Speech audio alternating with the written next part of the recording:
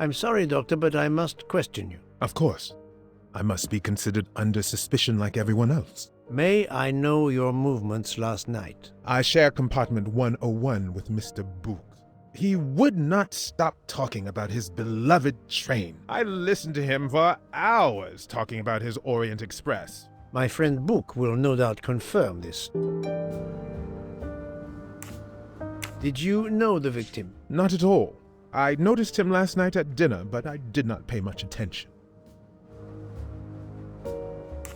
Did you touch anything in here this morning? I checked for a pulse. There was none. Rigor mortis had commenced. The body was cool to the touch. I touched nothing else. What can you tell me about the victim? He died from multiple stab wounds of varying angles and depth. More than one would have been fatal. I would place the time of death roughly between midnight and 2 a.m. With more time, I hope I can be more precise. I assume the open window complicates matters. Indeed. Conditions are not perfect. Thank you for your help, Doctor.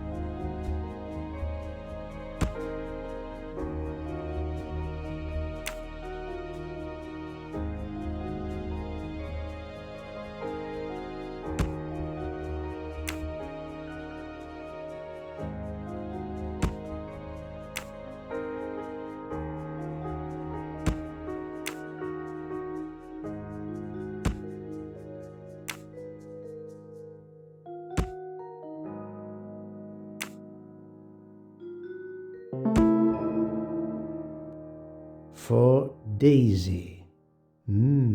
Interesting. Et voilà.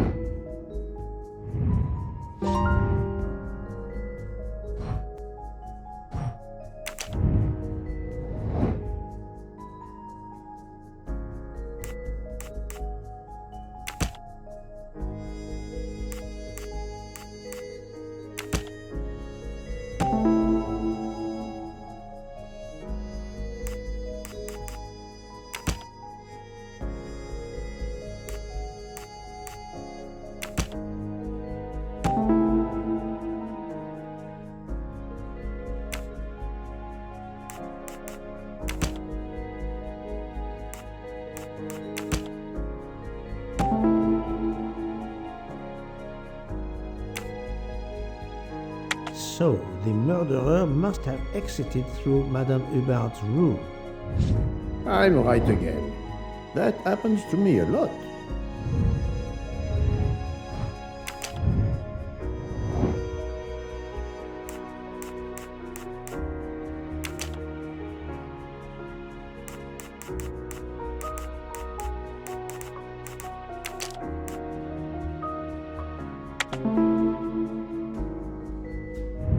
My little gray cells did not let me down.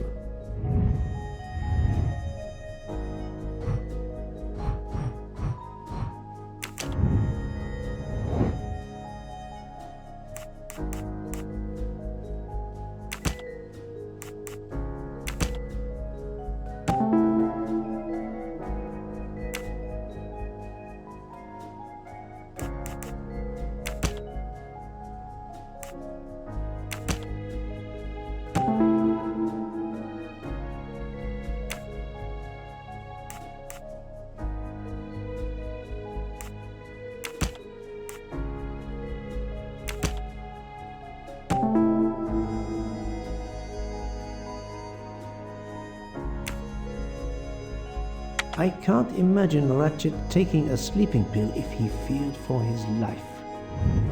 That was easy.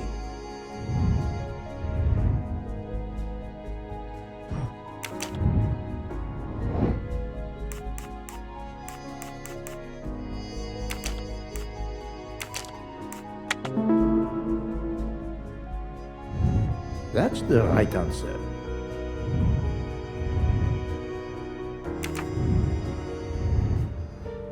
I think I've seen everything I need at the moment. I'm counting on you to finish your analysis. I'll have a more detailed report for you as soon as I can.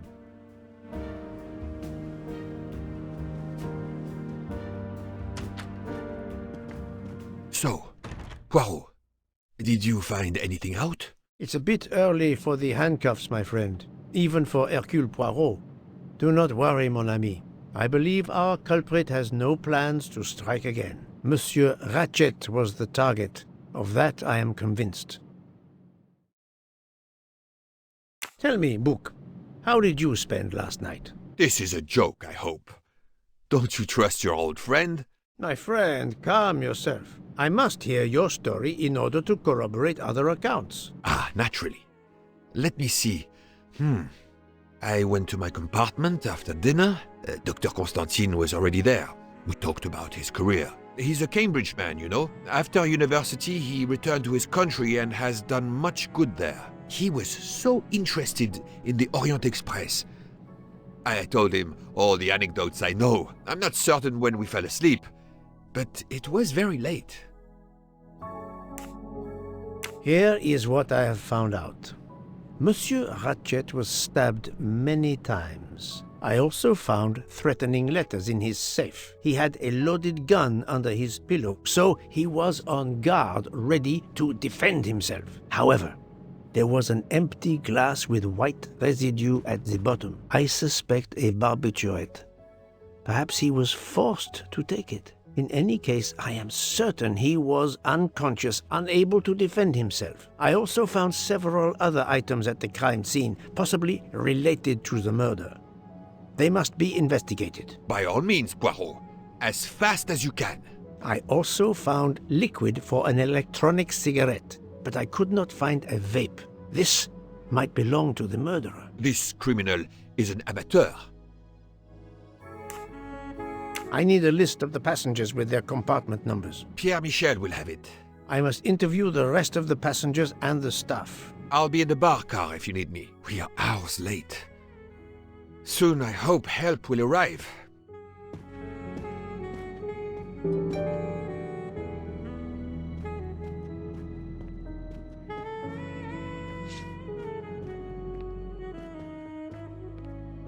Monsieur Michel, I must ask you a few questions if you don't mind. I will do everything I can to help. First of all, tell me about yourself. Very well. My name, as you know, is Pierre Michel. I am from Calais. I've been with the company for over 15 years. Thank you.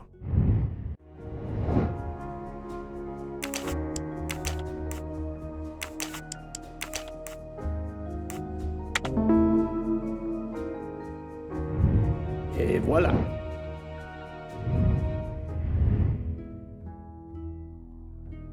Can you provide me with a listing of the passengers and their rooms, please? Yes, certainly.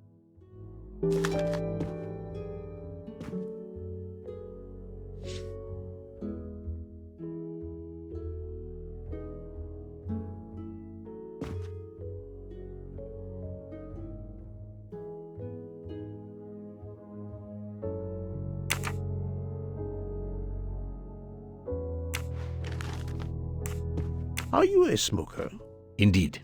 Do you smoke e-cigarettes? No, tobacco only. I would like to reconstruct with your help the events of last night. Monsieur Ratchet retired to bed. When? Almost immediately after dinner, sir. Actually, before we left Belgrade. Did anybody go into his compartment after that? His valet, monsieur. Monsieur Masterman, and then his secretary, the young American gentleman, Monsieur Microïds. And that is the last time you saw or heard of him? No, monsieur. You forget that Monsieur Ratchet rang his bell around 12:40 a.m., soon after we had stopped. I knocked at the door, but he called out in French, "Ce n'est rien, je me suis trompé." I then left to answer another bell that had just rung. Where were you at 1:15 a.m.? I was sitting on my little seat at the end of the car, facing up the corridor. Are you sure? I left a little after 1 a.m. to speak about the snow with my colleague Jean in the bar car. I came back later. There was a call.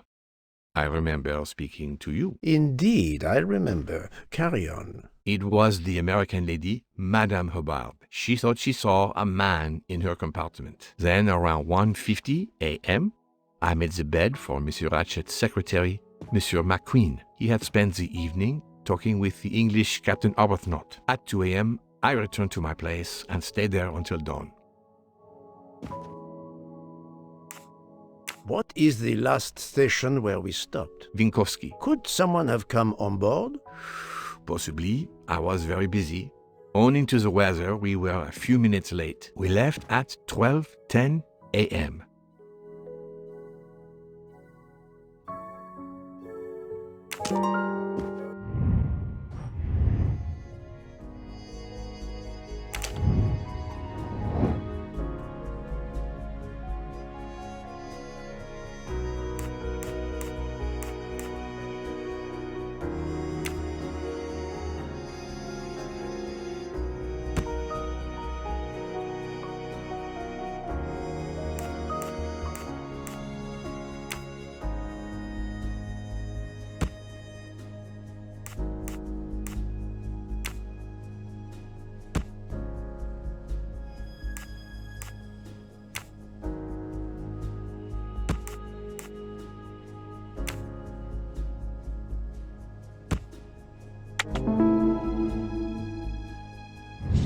That's the right answer.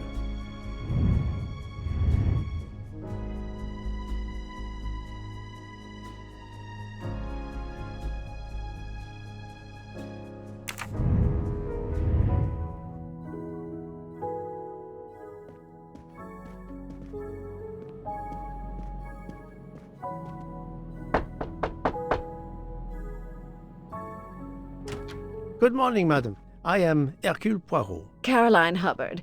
What can I do for you, Mr. Poirot? I am the bearer of unfortunate news. It's obvious with all the commotion that something has happened. Madame Hubbard, I am afraid your neighbor, Monsieur Ratchet, was murdered last night. Oh my God! I knew it! I knew it! I would like to ask you some questions, but first, may I inspect your room? Of course, yes, you must.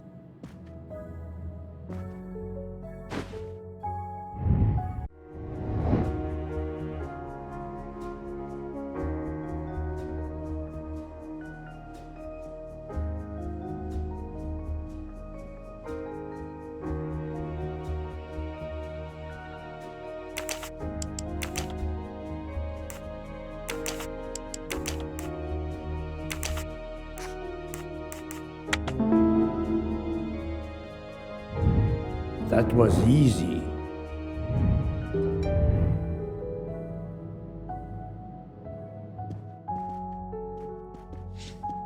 The luxury of the Orient Express is present in every detail.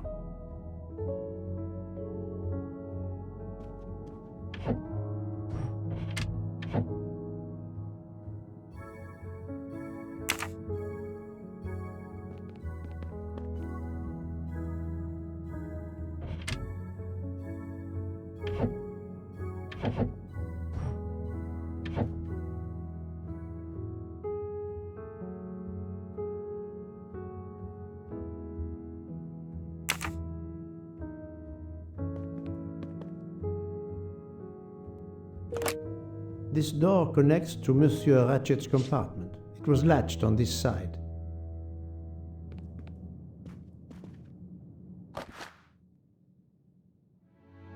Here is a jacket button. It bears the logo of the Orient Express.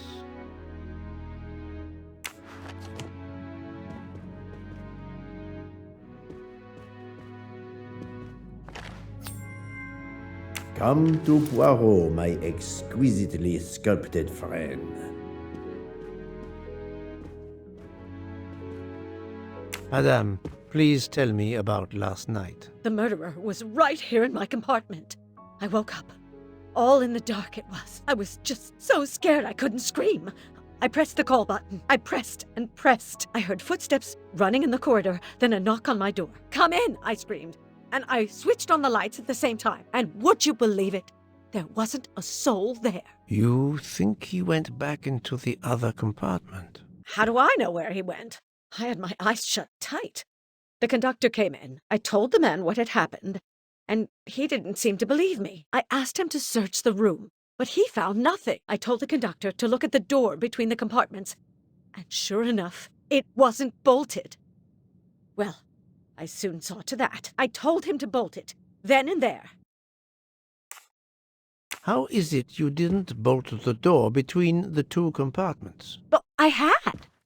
Well, as a matter of fact, I asked that Swedish lady, Olsen, Greta, if it was bolted, and she said it was. How was it you could not see for yourself? I was already in bed, and my toiletry bag was hanging on the hook of the door. I couldn't see the latch from where I was. What time was it when you asked her to do this for you? Oh, it must have been around 10:30 or 10:45 p.m. She'd come along to see if I had an aspirin. But instead of opening my door, she opened Mr. Ratchet's door by mistake. He said something quite rude, like, "Not a chance, lady, you're too old." It shocked her. She came in. I told her where to find the aspirin, and she got it out of my toiletry bag. Poor girl, she didn't have a good night. The same could be said for Monsieur Ratchet. It appears Mademoiselle Olsen may be the last person to see Ratchet alive.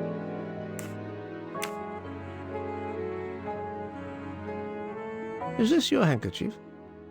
No, not at all. Yet it is embroidered with an initial H, like your name. I don't care. It's not mine, and I would certainly never buy something so impractical as that frilly thing. Are you a smoker? No, definitely not. Filthy habit. I found a jacket button on your table. It looks like it belongs to...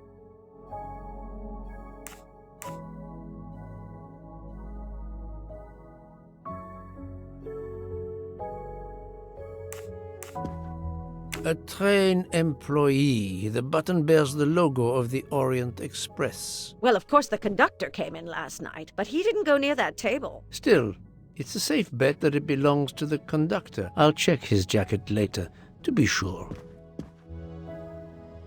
I have not finished inspecting your room. If you don't mind,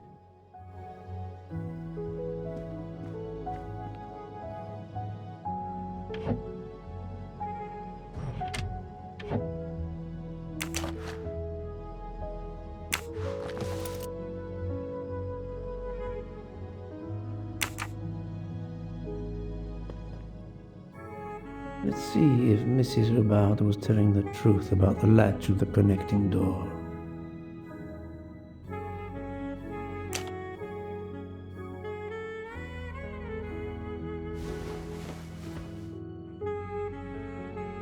This hook is probably where Mrs. Hubbard hung her toiletry bag.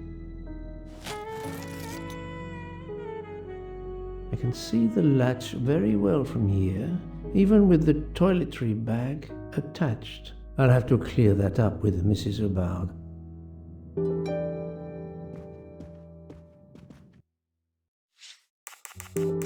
Mrs. Hubbard, you told me that the door connecting the two compartments was closed, correct? Yes, it was, as I told you.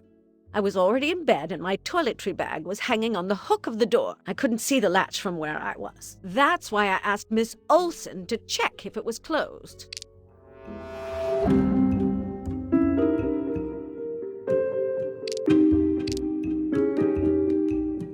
Are you sure everything you've told me is accurate, Madame Hubbard? Of course. I have an excellent memory. Mrs. Hubbard, I tested putting your toiletry bag on the door hook as you told me. From your bed, you can easily see the latch on the door. The toiletry bag does not hide the latch at all. Are you saying I'm lying?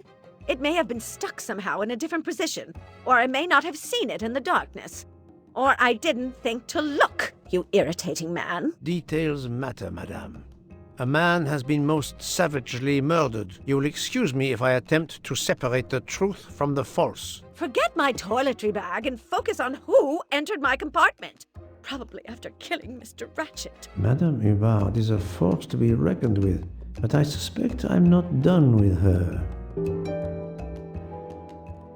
Thank you for your assistance, madame.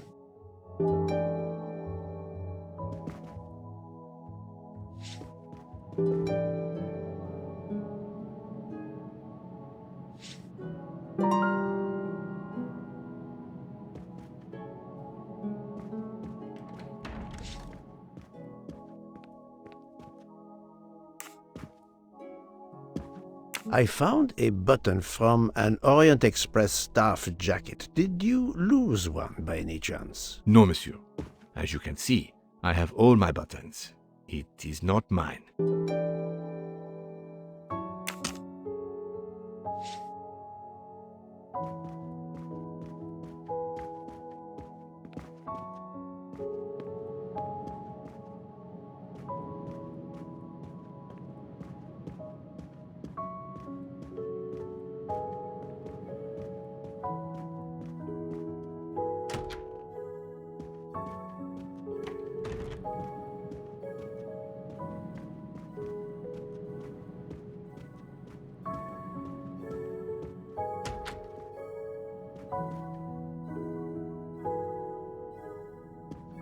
Monsieur Edward Masterman, I believe. May I ask you some questions? I can barely talk.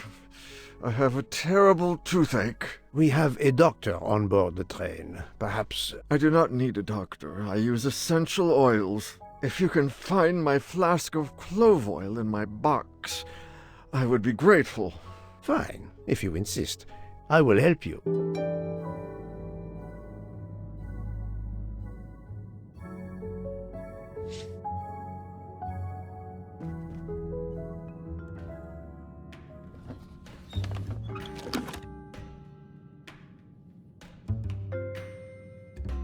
By the smell, I think that the jojoba oil spilled on the other bottles, leaving their labels illegible. I must find another way to find which one is Masterman's toothache remedy. The weighing scale is soaked in jojoba oil. It's unusable. Ah, this old scale will do the job.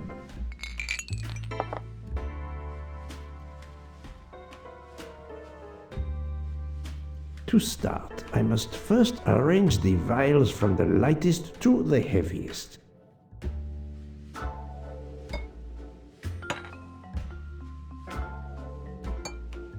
Now that I know the order, I think that I can easily guess which one is the clove oil.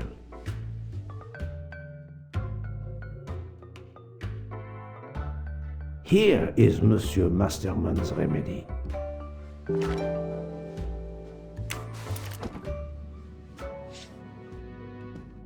Here is your remedy. I hope it will help. Thank you very much, sir. Ah, well, I can finally speak without too much pain. I'm ready to answer your questions. You are Monsieur Ratchet's valet? Yes, sir, that is correct. Were you told that your employer was murdered? Yes, sir. A very shocking occurrence.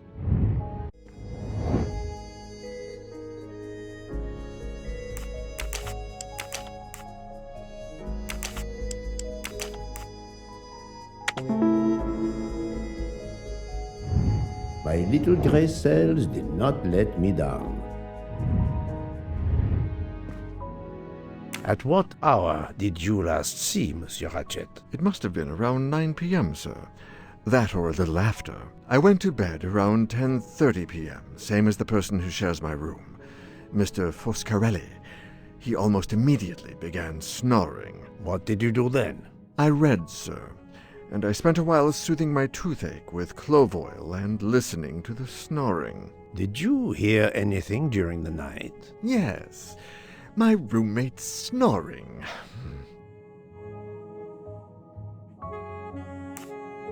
Are you a smoker? Yes, sir. I have a cigarette now and then to relax. Tell me about your employer, Monsieur Ratchet. I've been working for him for 9 months. I should not wish to speak ill of the dead, but he was not a gentleman, sir. Did you know that he had enemies? Yes, sir. I heard him discussing some threatening letters, sir, with Mr. McQueen. Did he mention these letters to you? He had been reading a letter when I came in. He asked me if I was the one who put it in his compartment. I told him that I had done no such thing, and he should report it to the police at the next station. How did he respond? He laughed, sir. You're joking. I do not joke, sir. Forgive me, I can see you do not. Was he taking sleeping pills? Always when traveling by train, sir. He said he couldn't sleep otherwise. Last night he asked me to give him 2. I did so, along with a glass of water. He dissolved them in the water. Did you see him drink the water? No, sir. I left right after I gave him the pills. Was Monsieur Ratchet a smoker? No. He finds smokers disgusting. Can you tell me again why you gave sleeping pills to Monsieur Ratchet? Yes, I gave him the pills because when he takes the train, he has trouble sleeping. The letter must have worried him. He specifically asked me to prepare the sleeping pills. I didn't see him drink the water with the pills in it.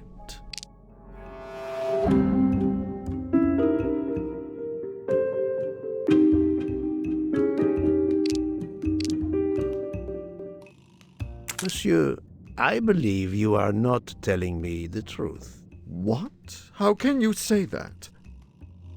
He received threatening letters. One, it seems, last night. Did you know he had a gun under his pillow? And even asked for my help to watch over him? I find it strange that he asked you for sleeping pills when he was afraid for his life and prepared to defend himself. I'm sure I don't know.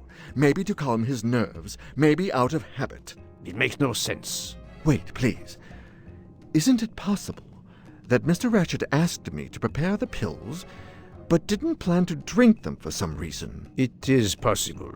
But I am a student of character, monsieur, and the Monsieur Ratchet you describe is not the man I met. If you'll excuse me, my toothache is getting worse again. I'm afraid this time you must prepare your own clove oil.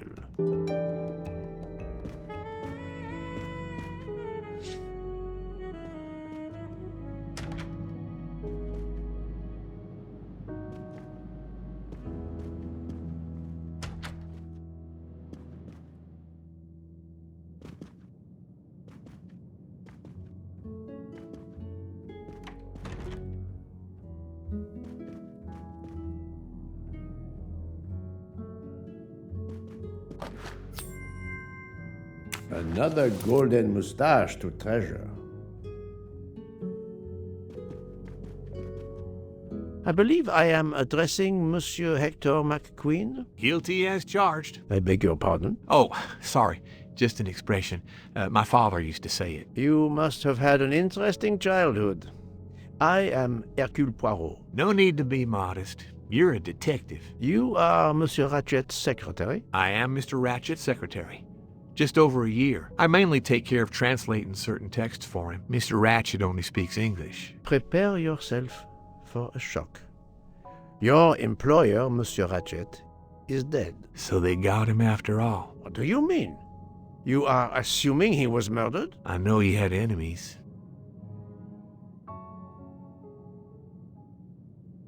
What can you tell me about Monsieur Ratchet? He was American. He was an antiques dealer. I don't know much more. Mr. Ratchet never talked about himself or his life, but I think Ratchet wasn't his real name, and he left the United States to run away from something, or someone. Yes? He started getting letters, threatening letters. Do you still have them? I have one. Did you know that Monsieur Ratchet had asked for my help? Asked you? No, I didn't know. He knew he was in danger. When did you last see him? Last night around 10 o'clock, I should say. Did you like your employer, Monsieur McQueen? No, I did not. He was, I'm sure, a cruel and dangerous man.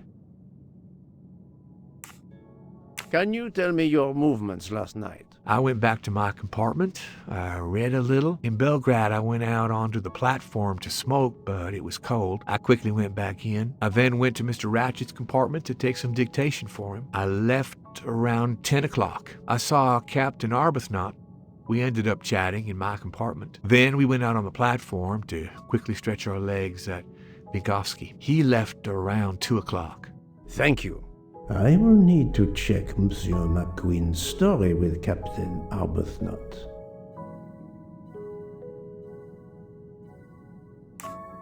I found a diary in Monsieur Ratchet's safe.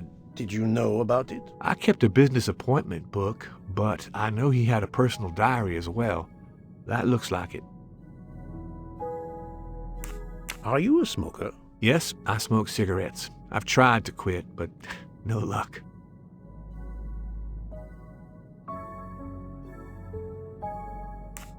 Can you give me this letter, please? Of course, here it is.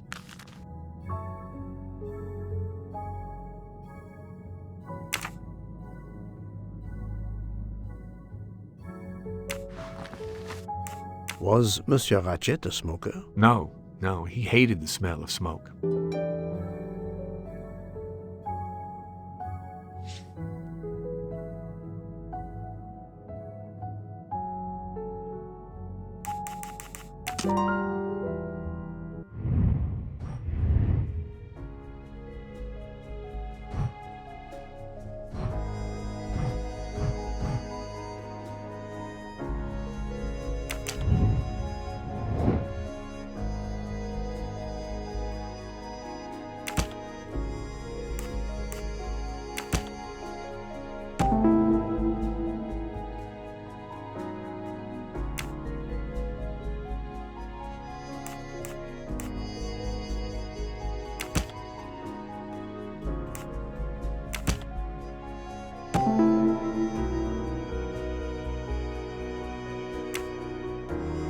The murderer may have impersonated Ratchet by calling Monsieur Michel to make it seem that Ratchet was still alive at 12:37 a.m. I'm right again. That happens to me a lot.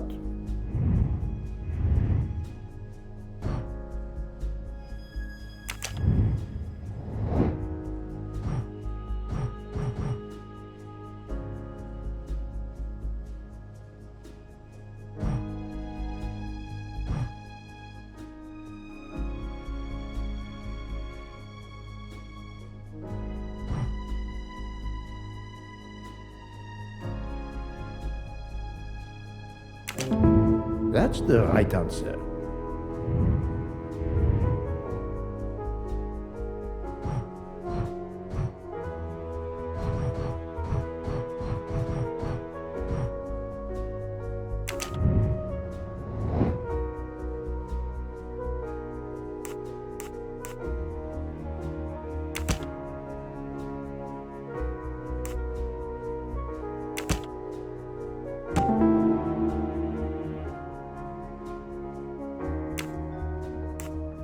While Monsieur Michel was chatting with Monsieur Fauchet in the bar car between 1 a.m. and 2 a.m., the murderer could have escaped Ratchet's room without being seen.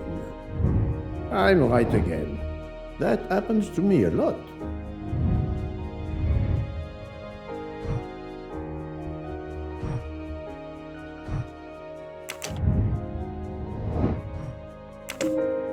This appears to be a good lead.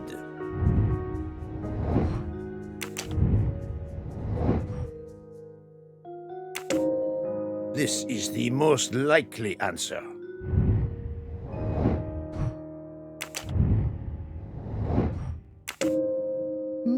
This direction looks promising.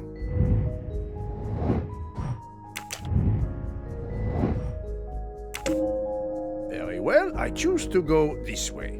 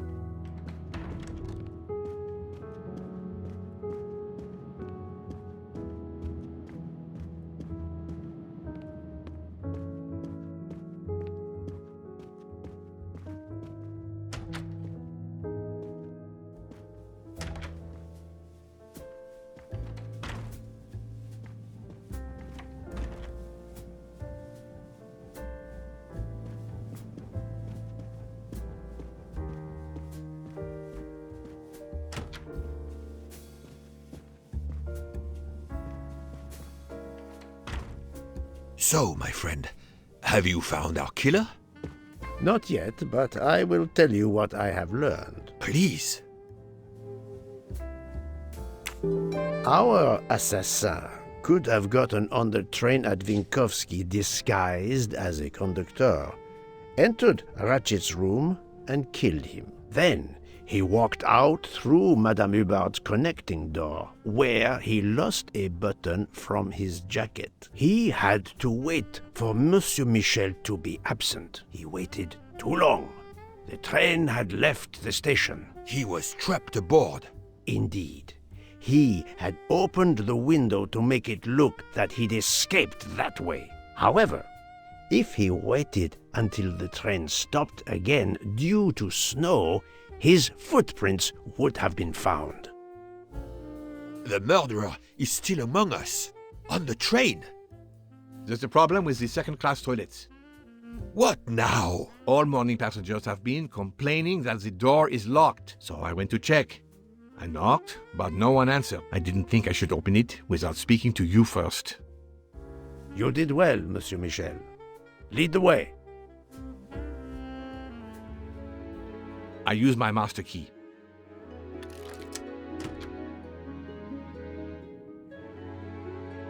But who is she? Is she alive? She is breathing. Then if she isn't dead, isn't she our murderer? That, my friend, is what we must find out.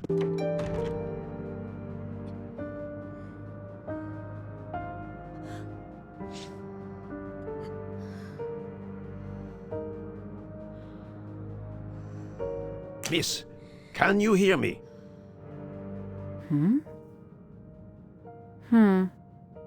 She's breathing.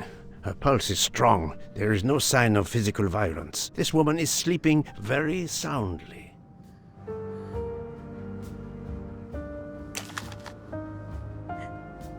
The ticket reads Joanna Locke, traveling in compartment 105.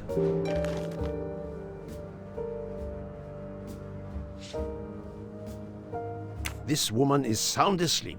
Given her location, I would say she has been drugged and deposited here. Well, at least it's not another murder on my train. The train is, of course, full. Monsieur, the list I gave you indicates that Hildegard Schmidt shares her compartment. I will want to talk to her later. For now, we will concentrate on this mysterious young lady. Let's return her to her more comfortable bed. Good idea.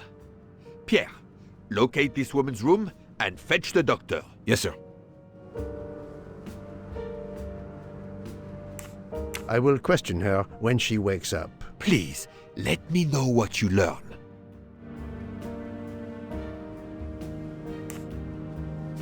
Mademoiselle Locke's compartment is 105. I suggest we return her to her more comfortable bed. Yes, hopefully she will awaken soon.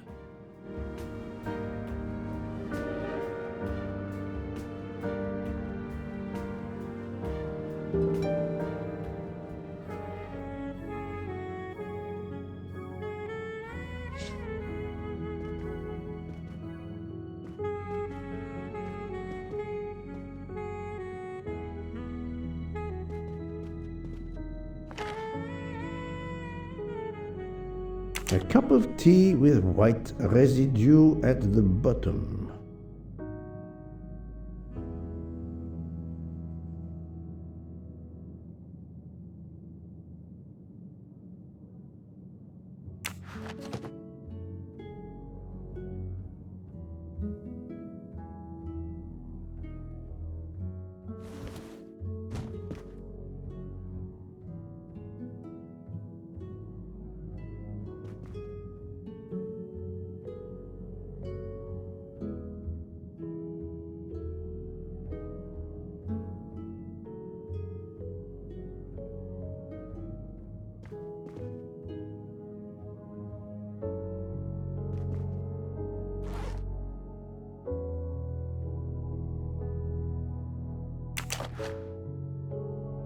A briefcase and a wagon-lit conductor's jacket, and a button is missing.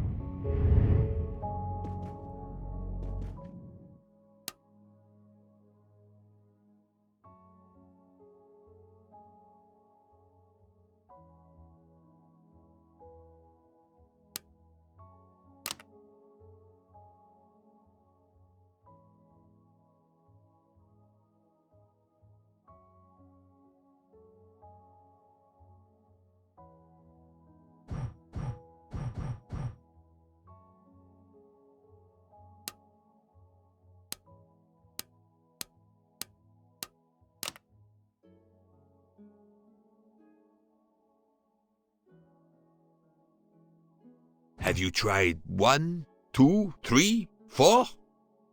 Poirot, what if the briefcase is booby-trapped? So, Poirot, any luck so far? If you need a break, I can ask Jean to make you some coffee. We really need to find the combination!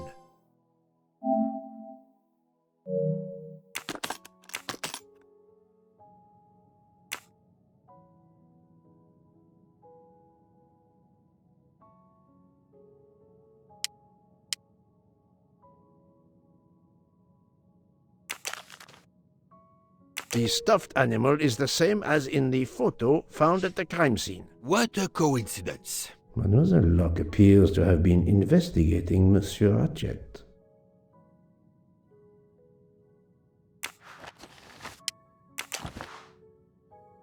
Mademoiselle Locke seems very interested in our victim. Of course. She has studied her target. Possibly.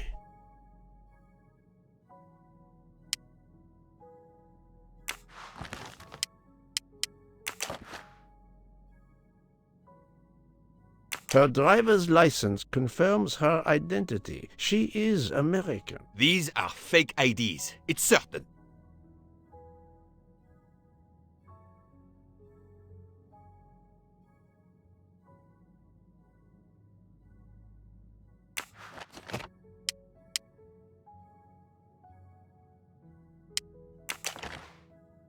She has a gun. Come, Poirot.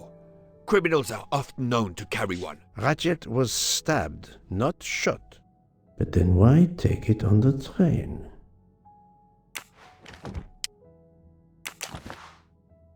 This badge says that Joanna Locke is an American detective with the Berkshire Police Department in Massachusetts. An American police officer? Oh. Look, she's waking up. Thanks to you, I would not be surprised if our murder victim were also waking up. What?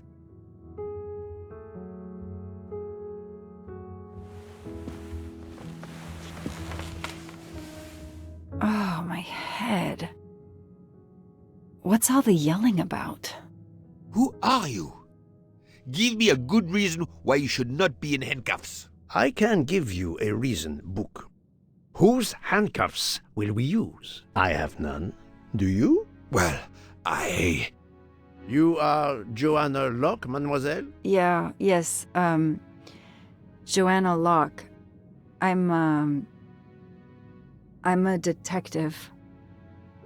Berkshire, Massachusetts Police. I have found your credentials, mademoiselle. And I know who you are, Mr. Poirot. Then, if the introductions are complete, perhaps the explanations may begin.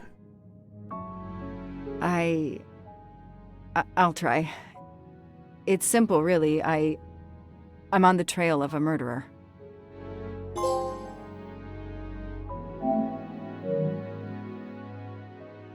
I had just been promoted to detective after 5 years on patrol. It was my first time on a major case. It had been a month since Daisy Armstrong was kidnapped. The Armstrongs were desperate for some sign of hope. I was there only for paperwork, to fill in some blanks.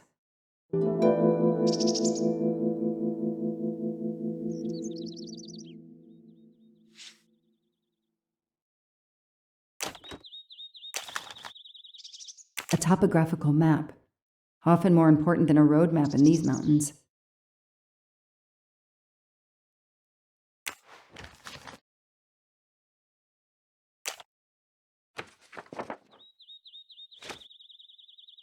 The investigation is now part of a pile of investigations, and my captain sent me here just to dot some I's and cross some T's.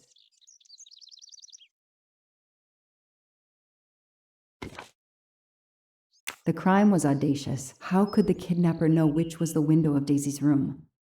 No, they could use a ladder to reach it, and no, they could enter the room without being seen.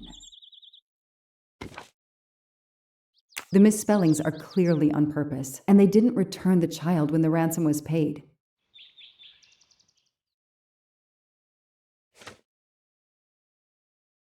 How could the child be taken with so many people in the house?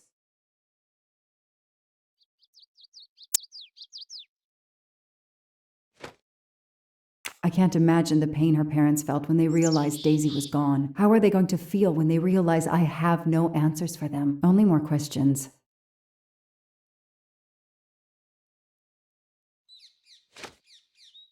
That's why I'm here. A damn computer glitch. Or somebody pushed delete instead of save. Whatever happened, we lost the nanny's deposition, so my entire contribution to the investigation is to take it again. The phone record of the night of the kidnapping. The last call was for 911.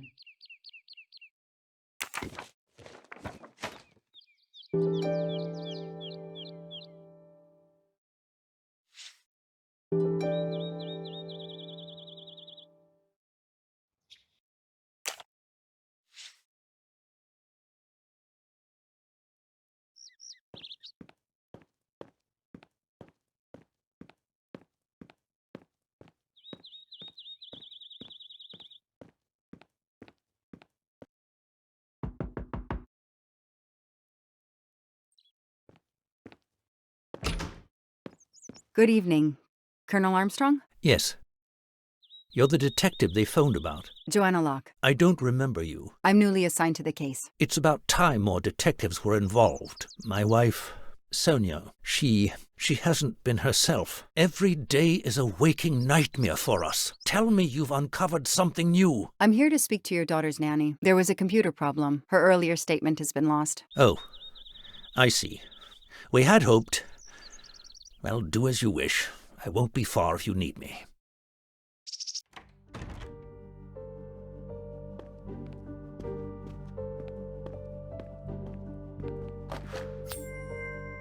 Help yourself, Joanna. You earned it.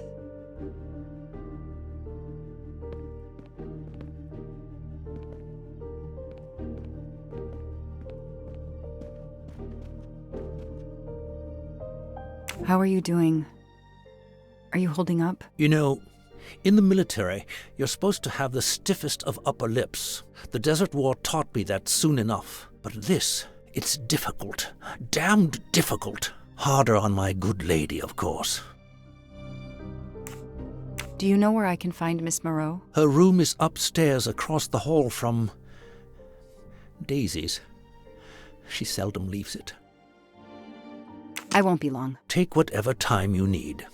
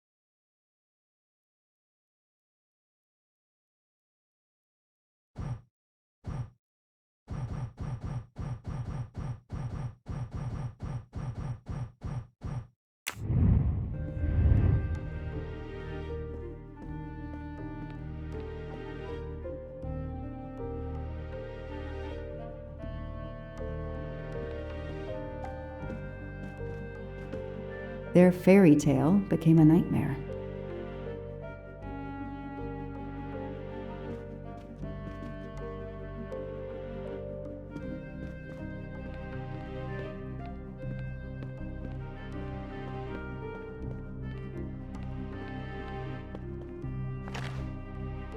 What a dear child.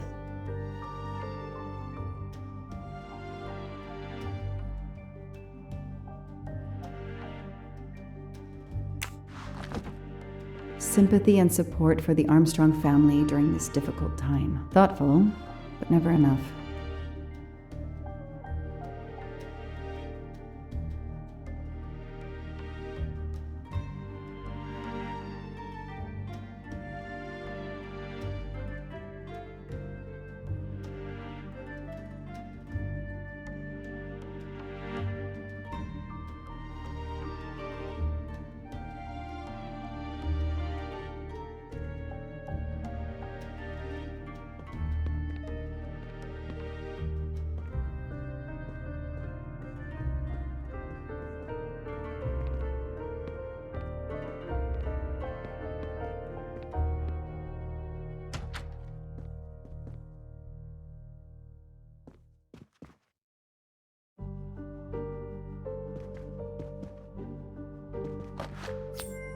A gold mustache. Thank you very much. A toy castle.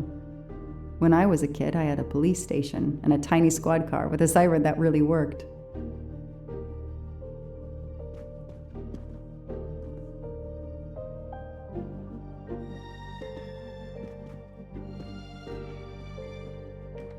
The world through the eyes of a child seems so sweet.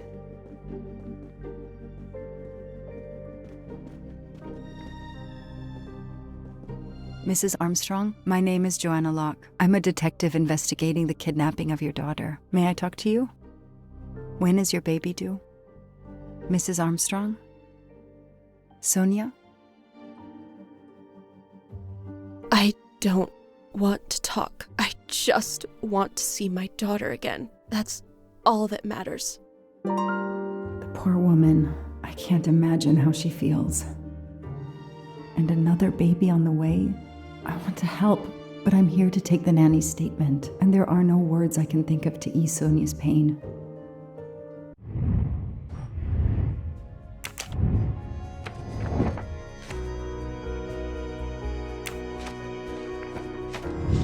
That's it. No rookie mistake there. Mrs. Armstrong? Let me show you this. Daisy, my little Daisy. I miss her so much. How good it is to see her face. I can't imagine the pain you're feeling right now. She loved her little stuffed animal, Fluffy. She took him everywhere with her. The kidnappers took it as well. They didn't have to. That means they wouldn't hurt her, doesn't it? Every lead will be followed up. You have my word on that. Thank you. I shouldn't lose hope. Somehow. I know it isn't my case, but I just made a promise, and I mean to keep it. Do you know where I can find Miss Moreau? She's in her room. Last door on the left. May I come back? If I have more questions? Of course. Anything I can do.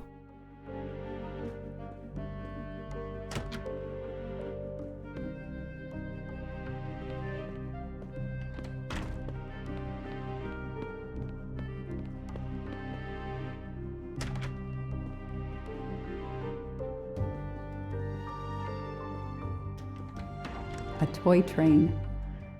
Now here I am on a real one. Lyon, in France. What a lovely looking city. Hello, are you Suzanne Moreau, Daisy's nanny? Yes? I'm Joanna Locke, a detective working on Daisy's case. Is there any news? I'm afraid not. How can I help you? I'm really sorry. I'm afraid I have to take your statement again concerning the evening of Daisy's disappearance. There was a computer problem. Your statement was accidentally deleted. Of course. I want to help any way I can. Tell me about that night in your own words. The Armstrongs had a party to raise money for a museum, I think. Mrs. Armstrong is on their board. I was in charge of Daisy. I stayed with the little one all evening, playing with her and reading books to her. She couldn't sleep with all the noise and the comings and goings. When did you notice Daisy was missing? I was only gone 5 minutes to phone my mother. She's in the hospital. When I returned, Daisy wasn't in her bed. I thought she might have gone to look at the party, but then I saw the handsome note on her pillow. I screamed and screamed. I couldn't stop. Did you notice anything unusual before that? I was with Daisy all evening. Finally, she fell asleep. I didn't see anyone else or notice anything in particular. Do you have any idea who did this? No! I can't see who could have done such a horrible thing. The Armstrongs are such good people. Like my own family. Thank you for giving me your statement again. I'll get back to you if I have any questions. I won't be far. Okay, I have Suzanne's statement, but her answers need some checking.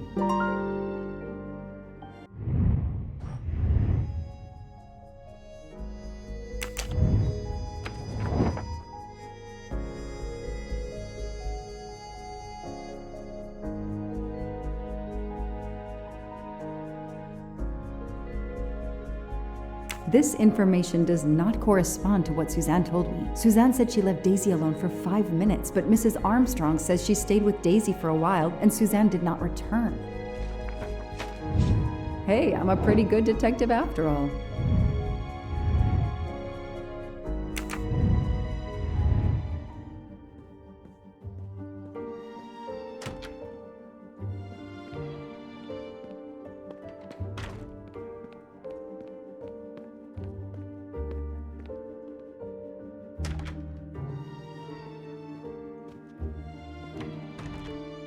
Tell me about the night Daisy was taken, especially anything about your daughter and Suzanne Moreau. Apart from seeing to our guests, I took a moment to check on Suzanne and Daisy in Daisy's room. Suzanne wasn't there, but Daisy was asleep. I sat with her for 10 minutes or so. Suzanne didn't return while I was there, but there's no reason for her to sit there all night when Daisy is asleep. I went back downstairs. Okay, the stories Sonia and Suzanne tell don't match. I should recheck my file and track Suzanne's movements.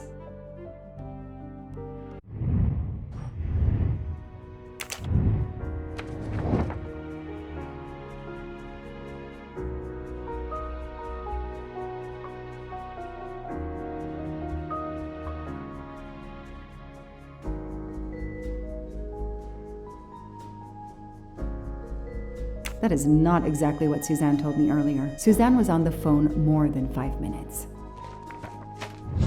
The detective gets it right.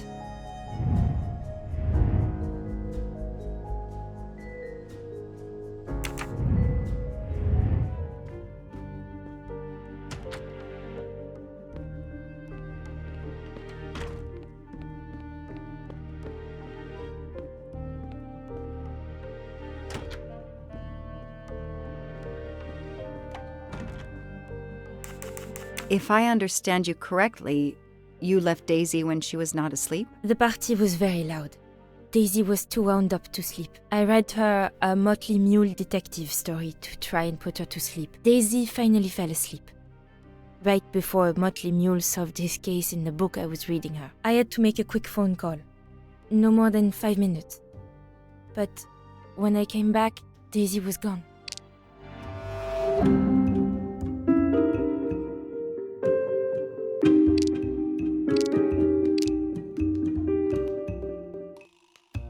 Are you sure you were only gone for 5 minutes? 5, 6, what does it matter? It was very quick. You say you were only away 5 or 6 minutes, but Mrs. Armstrong says she was alone there more like 10 minutes. And the phone record shows that you stayed on the call for more than 30 minutes, way longer than you said. My mother is extremely ill. It's difficult for me. I may have lost track of time. When I came back, Daisy had disappeared. It must have been a coincidence. You have to be precise, Suzanne. A little girl's life is at stake. Why are you doing this? I didn't do anything wrong. I would never hurt Daisy. I need to check Suzanne's story. She's panicking. Why now? What is she afraid of?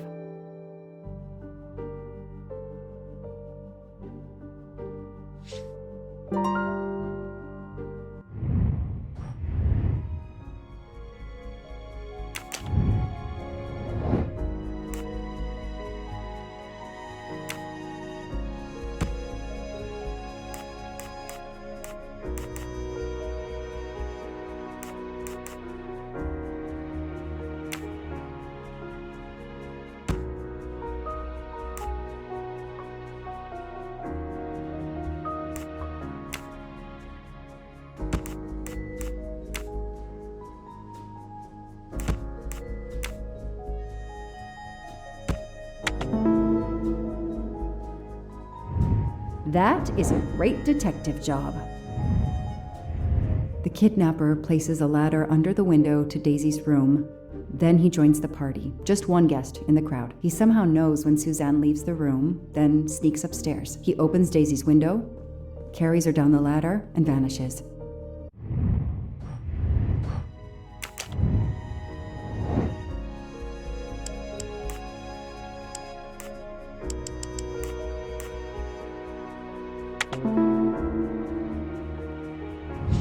Score. 1 for the good guys. The number you have called is not in service at this time. Please hang up and dial again, or contact your service provider. The number Suzanne called is not in service? A hospital?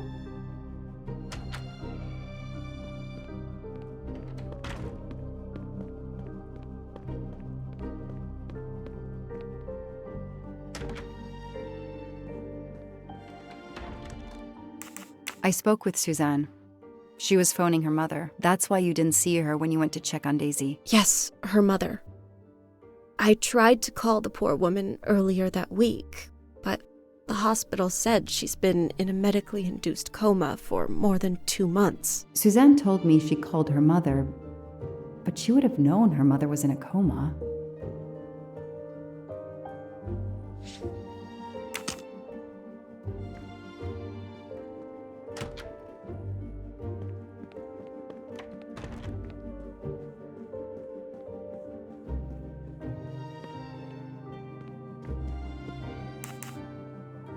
Did you see Miss Moreau during the party? I remember seeing her at some point, but otherwise, no. I was too busy with my guests. Wear the smile, shake the proffered hand. Ms. Moreau told me she called her mother. Well, why not? I believe they are very close, and the poor woman is not well. She needs some experimental treatment that isn't available yet in France. I won't be long. Take whatever time you need.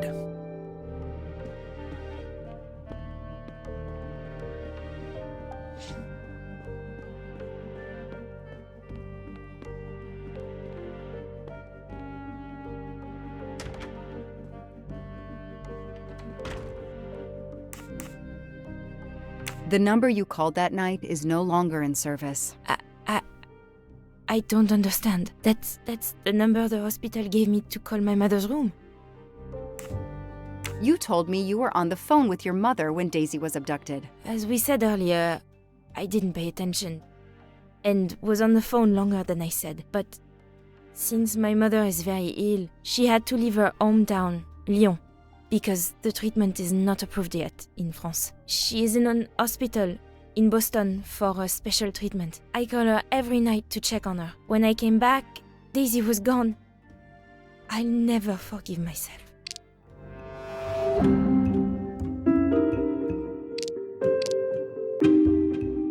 Are you sure you called your mother? Yes, every night since she was admitted in December.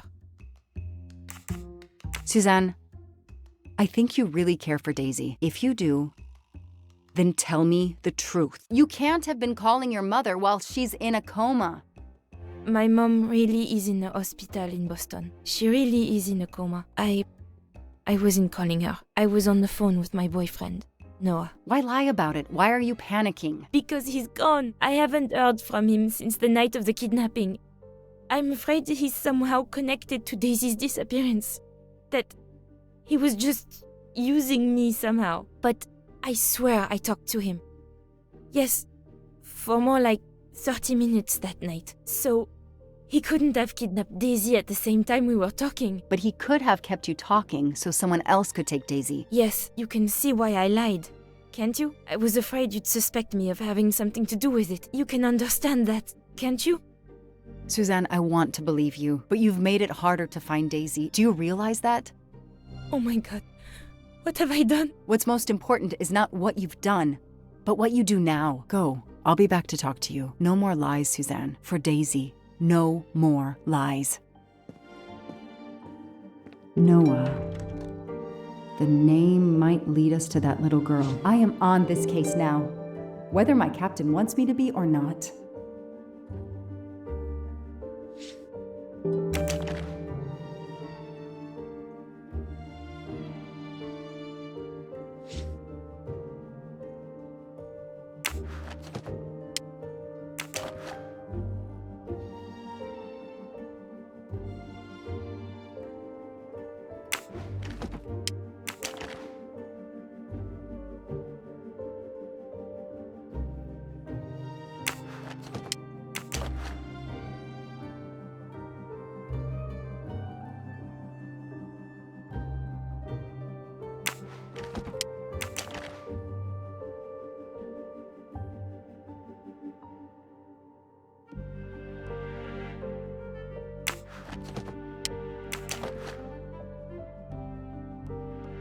A locked diary?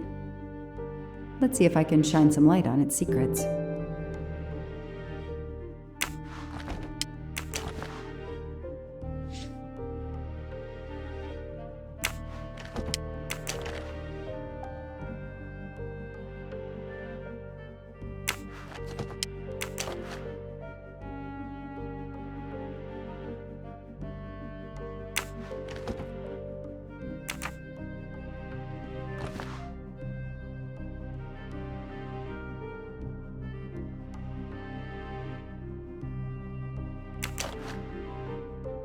A card from the florist. It's signed N.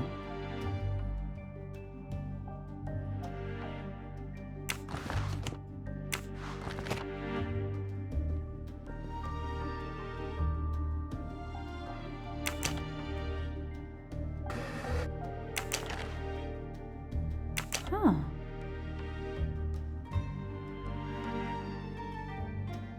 Huh.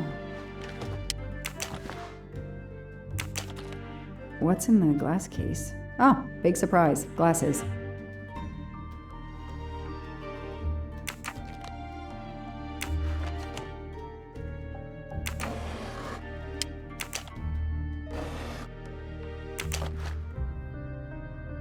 I expect Suzanne must have gone through a lot of tissues these past weeks.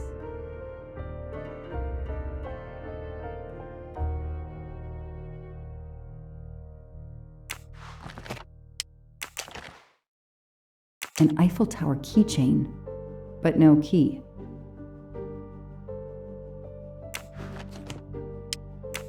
Small jewelry box. By the size, I'm guessing earrings. Why put a key in a jewelry box?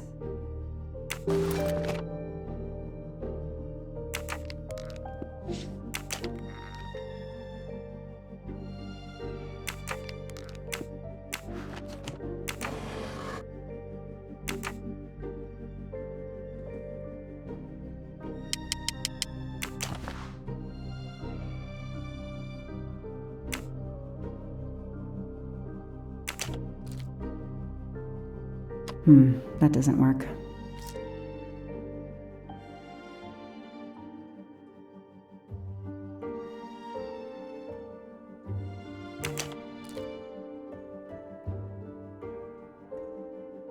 Okay, Suzanne, let's see what you haven't told me.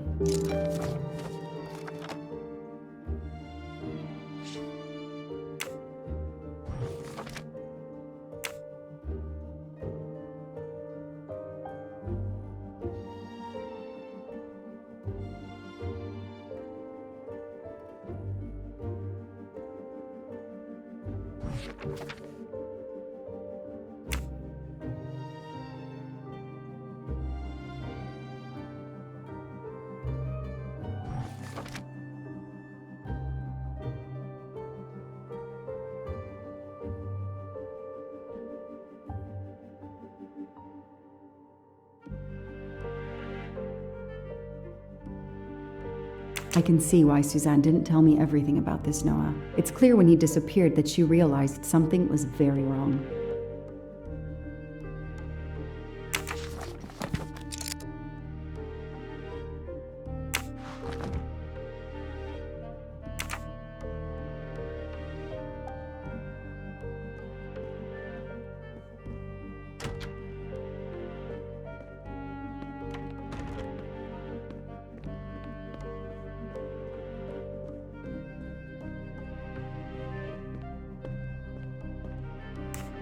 I imagine these flowers must have been beautiful. Who gave them to you? The gardener. They're getting pretty wilted, but I hate to throw them away. Tell me about your boyfriend. Have you been together long? My boyfriend? Why? He doesn't have anything to do with this. Please, Suzanne, the sooner you answer my question, the sooner we'll be done. His name is Noah Garrity. I met him at a Lunar New Year party in Great Barrington.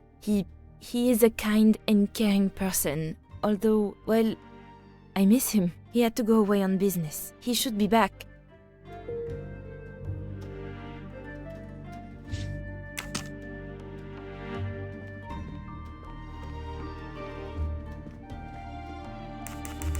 Know anything about Miss Moreau's boyfriend? Her boyfriend?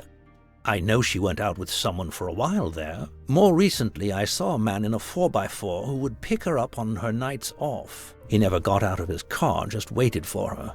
She did seem to spend more time than usual on the phone these past few weeks, but she worked hard. We weren't going to begrudge her what free time she had. Since the abduction, she keeps pretty much to herself. I won't be long. Take whatever time you need.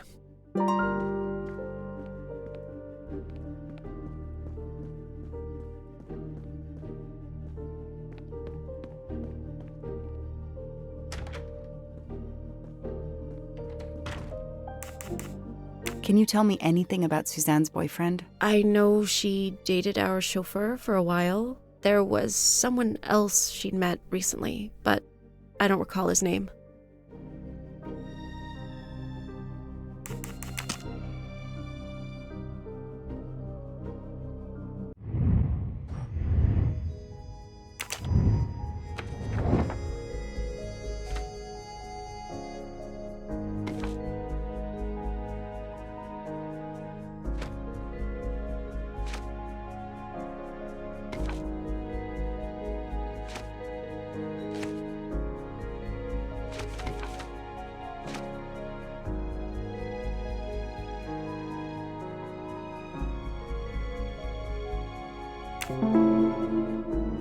These tire tracks could well be from Suzanne's boyfriend's 4x4. The detective gets it right.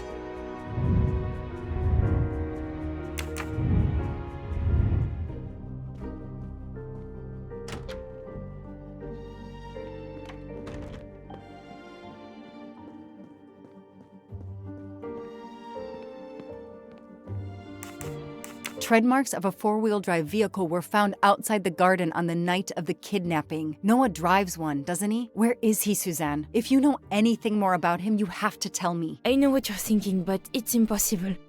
He was very nice to me. He never did anything to make me suspicious. We went out to eat, to the movies. Just like a normal couple. He's not the only man in the Berkshires who drives that kind of car.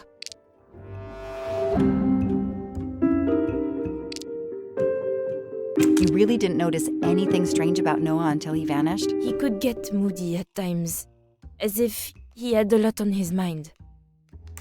In your diary, you say that Noah took you to a cabin in the mountains on Valentine's Day. You read my diary? I'm sorry, but we have to find Daisy. We both want that. So yes, I looked in your diary. You're right. He took me to a cabin in the woods. I waited for him in the car. He came out after a few minutes. He was very sweet and apologetic, but he never explained. We went back to the restaurant for dessert. Did you ever go back to the cabin with him? No, never. So what made Noah drive all the way to a cabin in the middle of nowhere? He left her in the car. Why was he there? This is important. I know it is. I can use Suzanne's directions to the cabin and compare them to the map of the area I have in my car.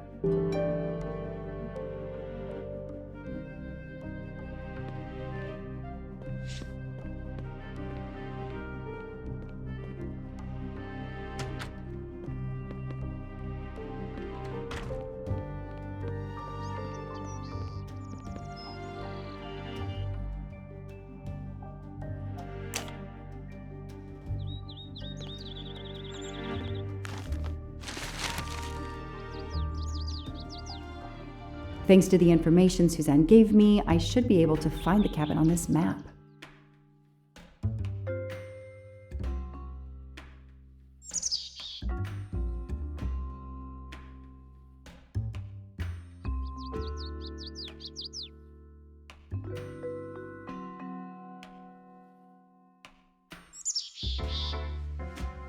I got it. The cabin has to be here. I have to find that cabin. I hope I'm not too late.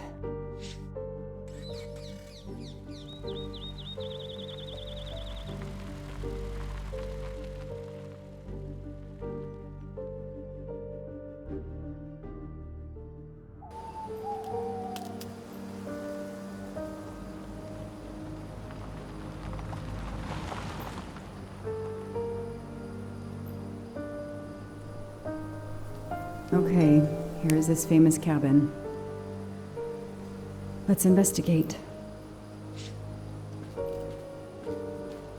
Noah brought Suzanne to this dump on Valentine's Day? What a romantic.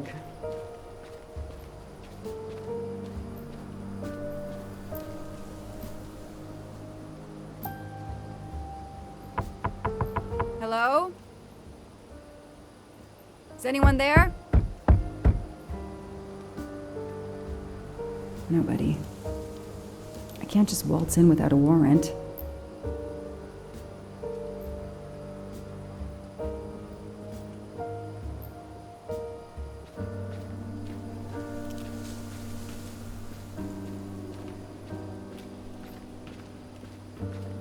That window is too high to see through.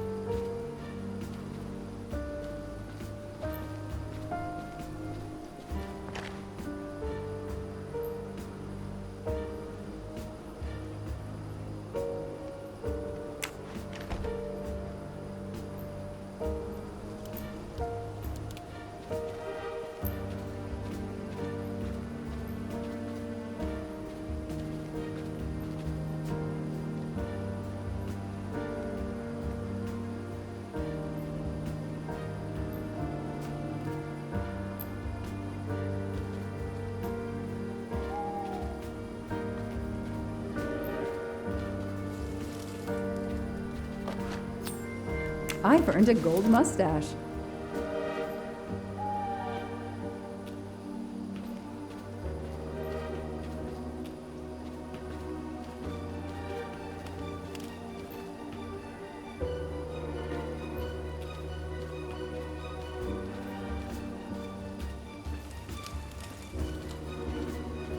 That barrel is sturdy enough. I could climb on it.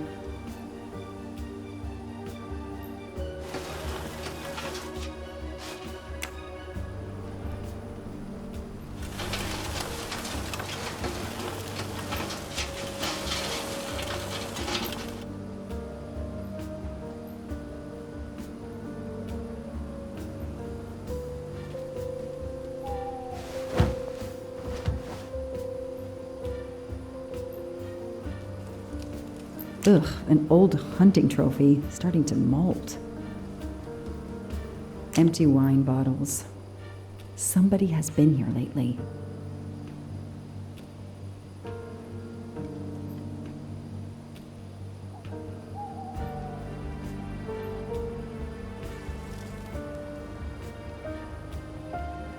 It's Daisy's plush toy. If Fluffy is here, the kidnapper has been here. I have to get inside this cabin.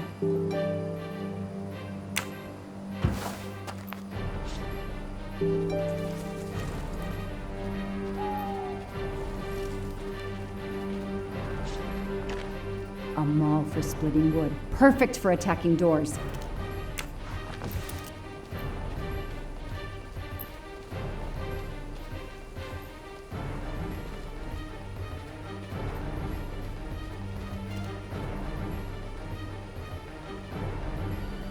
The broom isn't sturdy enough to force the door.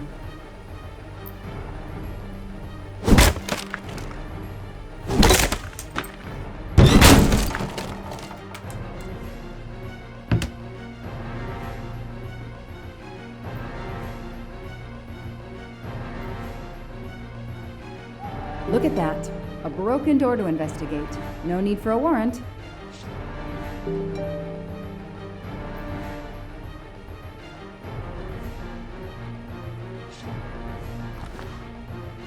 That's a woman's hairbrush. Did Suzanne actually come in here after all?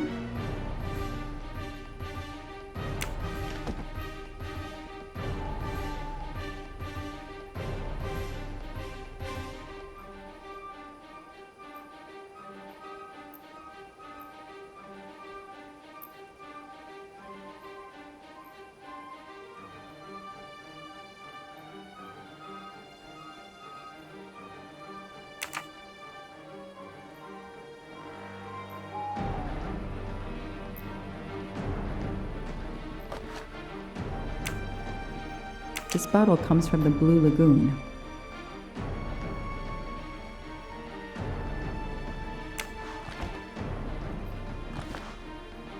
It's Fluffy, no doubt about it.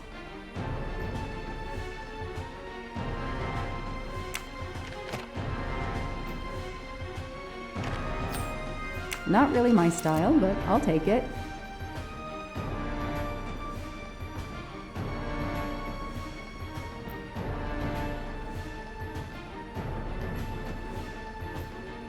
The stove is cold.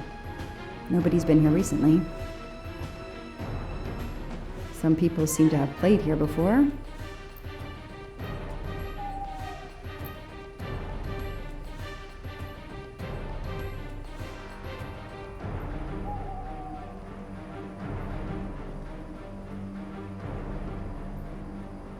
Some boxes. I wonder what they were used for.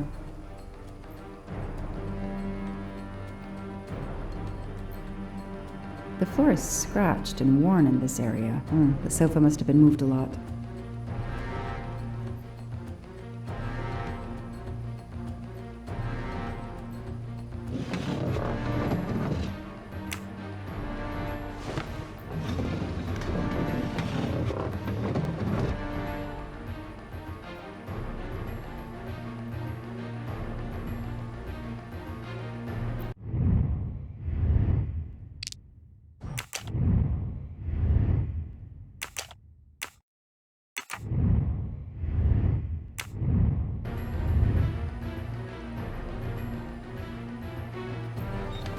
Damn, it's booby-trapped. If I move, it could go off, and that countdown tells me it wants to go off anyway.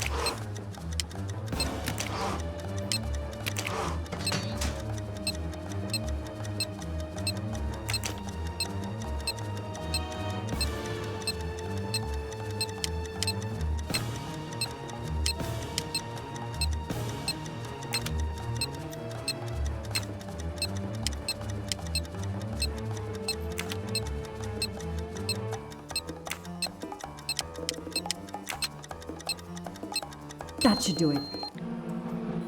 Wow, I wonder if that's how close it was. This would have ended my investigation right here.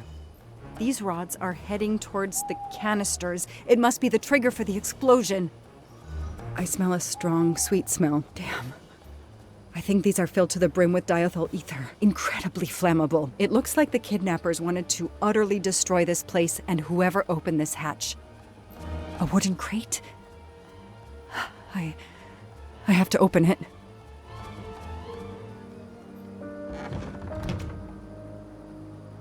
Oh no.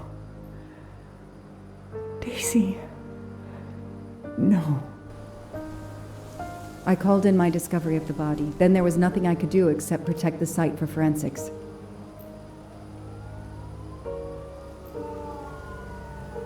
The forensics team arrived an hour later, cordoned off the cabin with crime scene tape, and went to work, looking for physical evidence, fingerprints, testing for fluids, DNA, any clues science can uncover.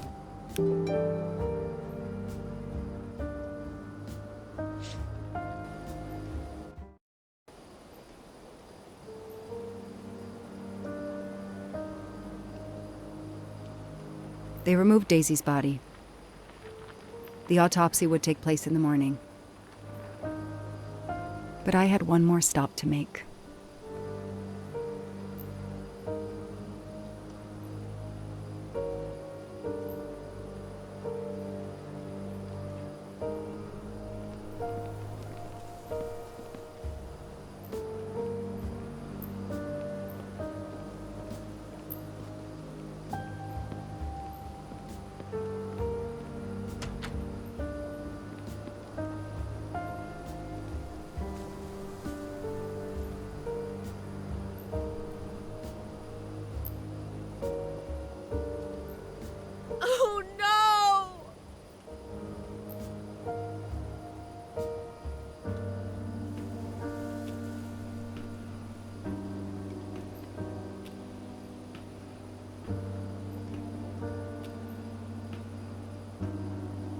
That night, I swore to find the monster who killed that child.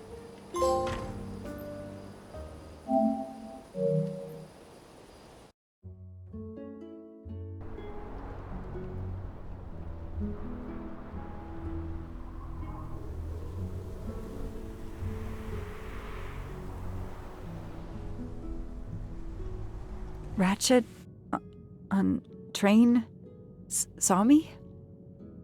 How? Daisy.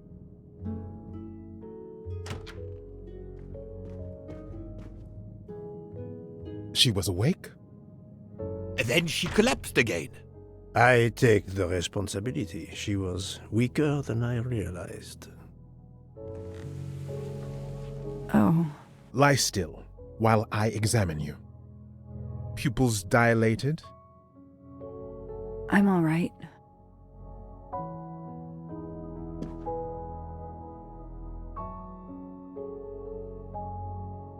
You are far from all right. You have been heavily sedated. Your pulse is very weak. I have to finish my story. Ratchet can't escape again.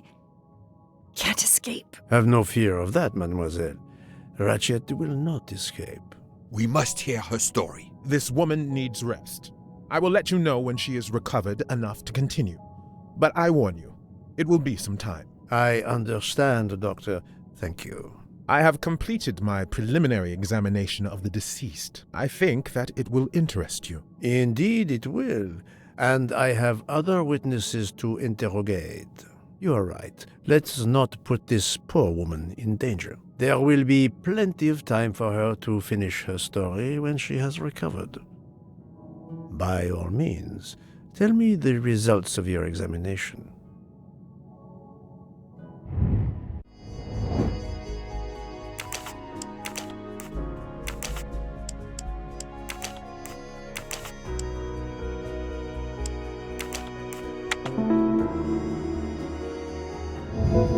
That was easy. Can you estimate the time of death? Rigor mortis was advanced, but not complete. I estimate the death occurred between midnight and 2 in the morning. That tallies with the witness statements I've collected so far. What is the cause of death? Multiple stab wounds to the upper torso. It's odd there are no signs of a struggle. That might indicate one of the first wounds was enough to kill him. It seems that Monsieur Ratchet had taken sleeping pills during the night. Ah, that would explain the lack of defensive wounds. Mr. McQueen and Mr. Masterman told me that Monsieur Ratchet didn't smoke. Can you confirm this? I can't say without a more extensive post-mortem. What can you tell me about the stab wounds? I counted 12 in all.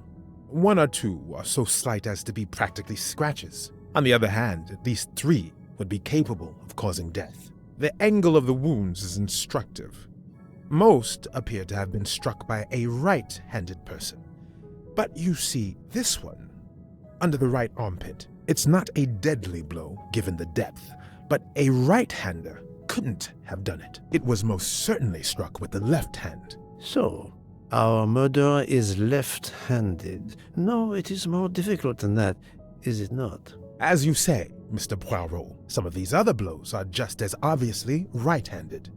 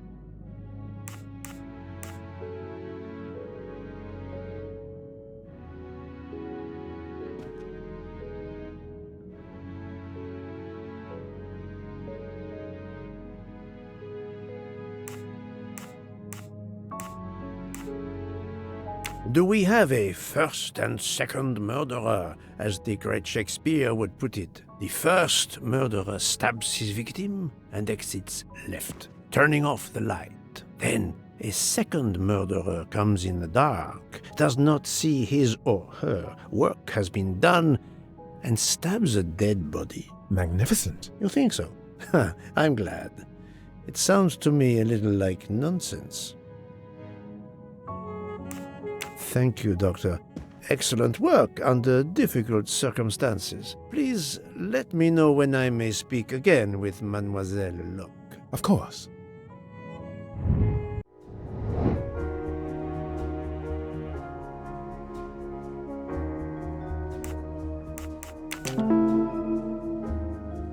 Yes, that's certainly a good place to start.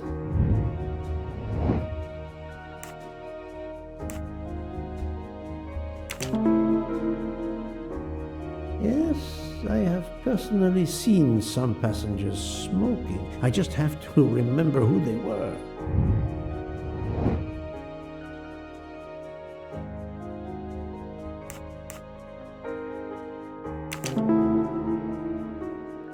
Yes, I suppose it's likely they will give me the list of who smokes what.